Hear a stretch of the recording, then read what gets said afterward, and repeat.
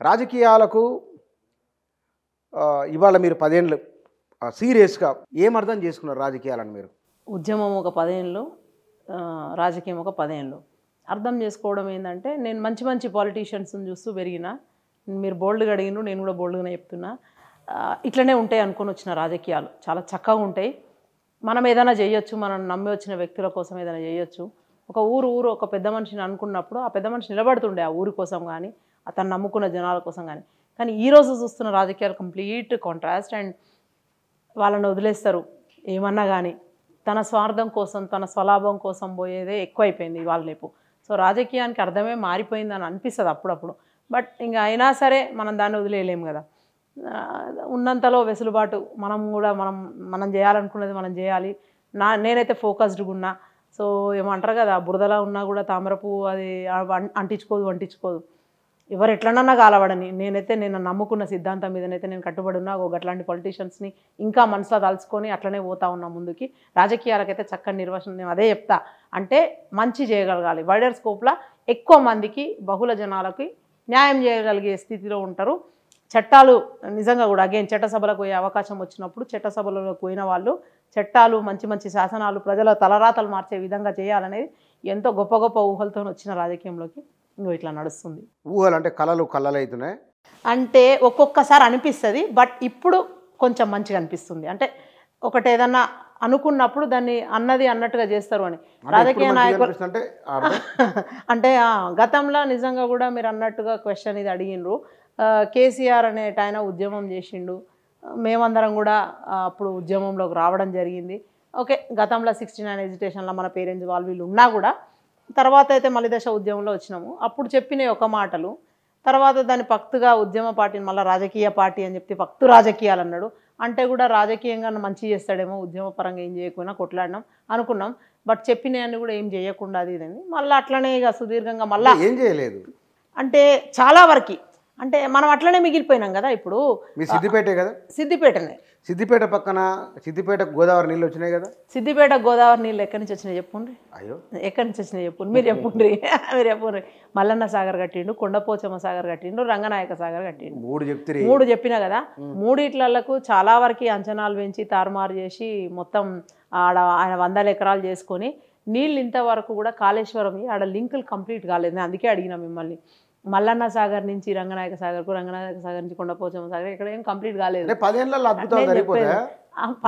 అద్భుతాలు జరిగిపోతాయా కాదు. నేను అనేది ఏంటంటే మొదలు అంత ఆగమేఘాల మీద అవసరం లేదు, చేస్తుండే. మేము చెప్పిన దగ్గర చెప్పి మేము ఇచ్చిన డిపిఆర్ ఫాలో అయ్యి అందరం, అంటే నేను కాదు, పెద్ద వాళ్ళు ఉన్నారు కదా ఇంజనీర్లు, ఆ నీటి మీద మంచి అవగాహన ఉన్నోళ్ళు కట్టమన్న చోట కట్టి పెట్టమన్న పైసలు పెట్టి మంచి కెనాల్స్ మంచిగా చేసి ఉంటే బాగుండేది.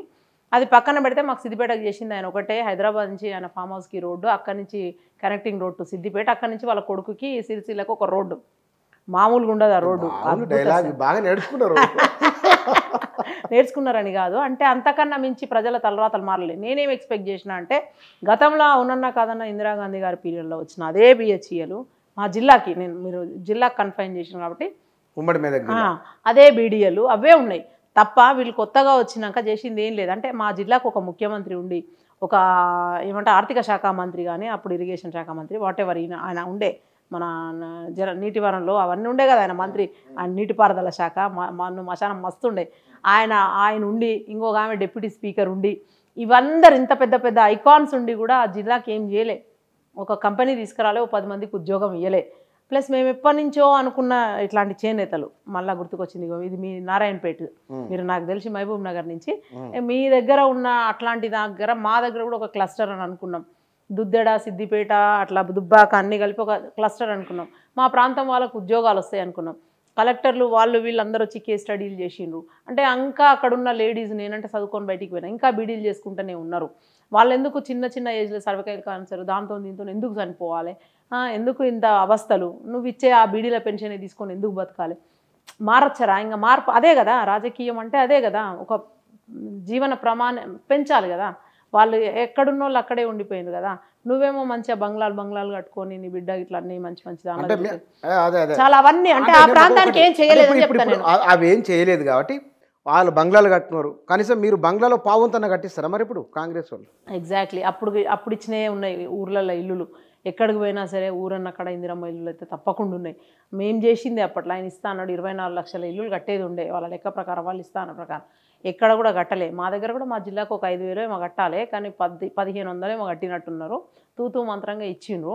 అంటే నేను అదే అనేది, కనీసం వాళ్ళది అది చేస్తాం ఇది చేస్తామని చెప్పేది లేకుండా అనిపిస్తుంది. ఇక మన బతికింతే అని సాఫీగా అట్లనే నడిచిపోయే టైంలో ఆశలు కల్పించి అన్నీ చేసి ఏం చేయలేదు అంటున్నాం. పోనీ అవన్నీ కూడా ఏం అవసరం లేదు. మనం ఉద్యోగాలు అనుకున్నాం కదా, ఉద్యోగమో ఉపాధి కల్పిస్తే అయిపోయేది కదా. దానికి కూడా మేము చక్కగా అసలు ఇండస్ట్రియల్ క్లస్టర్స్ గురించి నువ్వు ఎక్కడెక్కడ పెడతావు, ఏమేం పరిశ్రమలు పెట్టొచ్చు, చిన్నవి మైక్రో ఫైనాన్సింగ్ ద్వారా వాళ్ళకు. మీ దగ్గర ప్రాజెక్ట్ రిపోర్ట్ ఉందా? ఉంది. అయితే మొన్న శ్రీధర్ బాబు గారికి ఇచ్చేసి వచ్చిన నేను. దీని మీద రీసెంట్గా 1 వీక్ కూడా కాలేదు. శ్రీధర్ బాబు గారు చెప్పిండ్రు, ప్రిన్సిపల్ సెక్రటరీ వాళ్ళు ఉంటారు, మేము మీకు కాల్ చేస్తారు, లైక్ పాలసీ చేసేటప్పుడు మిమ్మల్ని పిలుస్తామని చెప్పిండ్రు. చూడాలి. ఇది కూడా నేను ఇప్పుడు మీరు అడిగిన క్వశ్చన్కి నాకు ఆన్సర్ కూడా తెలుసు. నాకు అర్థమైంది, వాళ్ళు కనుక నన్ను పిలవకపోయినా పర్వాలేదు, కానీ నేను అనుకున్న అంశాలు అందున్నా కూడా, లేకపోతే ఇంకా మేధావులు, నేను ఒక్కదాన్ని కాదు, మా టీడీఎఫ్ తరఫున పెద్ద మనుషులు రాసిండ్రు. అది నేను మన ఓన్లీ కొంచెం ఐడియాస్ ఇస్తాం. సో అట్లాంటి ఐడియాస్ మంచి అనేది ఎవరైనా చేస్తే బాగుంటుంది, వెల్కమ్ చేస్తాం. చేయకపోతే మళ్ళీ వెళ్ళి అడుగుతాము. అడగకపోతే నేను మళ్ళీ వాయిస్ ఇస్తూనే ఉంటా, కొట్లాడుతూనే ఉంటాం. మళ్ళీ మీరు ఇంత స్పీడ్గా మాట్లాడుతారు, పులి స్టాపులు లేవు, అన్ని కామాలే ఉన్నాయి. అవును కదా. అంటే ఎందుకు అనుకుంటారు అంటే, నేను చెప్పాలనుకుంది, అబ్బా చెప్పాలి, మీరు అడిగిండ్రు, అందరికీ తెలవాలి, అంటే ఇది జరుగుతుందని అదొకట, లేకపోతే భాష మీద ఉన్న పట్ట, ఆతృత, ఏదో ఒకటి మంచిగా అందరు వినాలి నన్ను అని చెప్పడమా, లేకపోతే పాజ్ ఇస్తే ఫుల్ స్టాప్ పెడితే ఛానల్ మారుస్తారన్నా, ఏదో ఒకటి ఉంటుంది. అది అంటే బాగా మీకు ఏమంటారు, మీడియాలో ఎట్లా మాట్లాడారో బాగా తెలుసు. మీడియాలో ఎట్లా మాట్లాడనో తెలుసు అనే దానికంటే కూడా మంచిగా మాట్లాడడం తెలుసు, మంచిగా వస్తుంది. భాష మీద పట్టు మీరు అన్నట్టు. అంటే పదాల కోసం నేను ఎత్తుక్కోవాల్సిన పని లేదు. అంటే దో my medium of instruction is English, but పల్లెటూరు కావడం వల్ల తెలుగు భాష మీద, తెలుగు పదాల మీద, ఉచ్చారణ మీద మంచి పట్టు ఉంది.